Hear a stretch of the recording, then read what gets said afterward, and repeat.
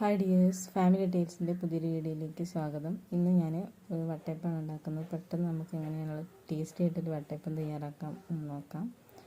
അപ്പോൾ അതിനായിട്ട് നമ്മൾ ഒരു കപ്പ്, അതായത് 250 മില്ലി കൊള്ളുന്ന ഒരു കപ്പ് നിറയെ നമ്മൾ പച്ചരി എടുത്തിട്ട് തലേന്നാൾ വെള്ളത്തിലിട്ട് വെച്ചിട്ടുണ്ട്.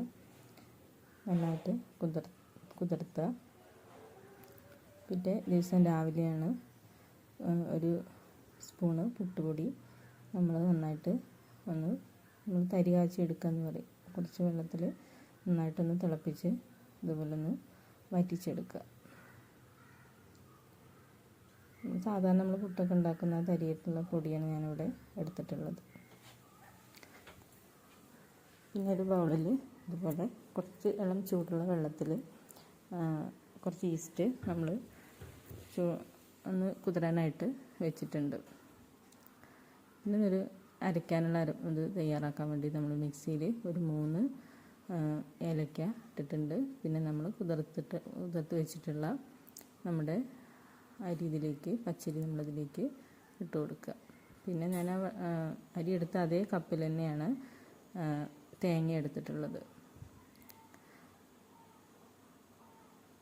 പിന്നെ നമ്മളിതുപോലെ ഈസ്റ്റ് അതിലേക്ക് ചേർത്ത് കൊടുക്കുക.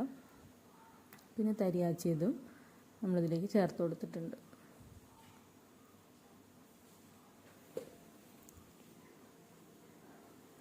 പിന്നെ ആവശ്യത്തിനുള്ള പഞ്ചസാര ഇട്ട് കൊടുക്കുക.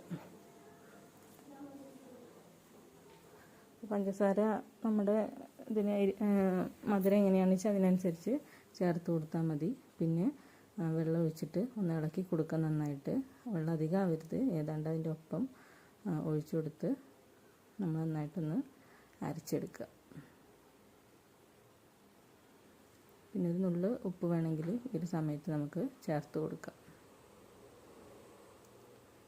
ഏതാണ്ട് 2.5-3 മണിക്കൂറായപ്പോഴേക്കും ഇങ്ങനെ പൊന്തി വന്നിട്ടുണ്ടായിരുന്നു.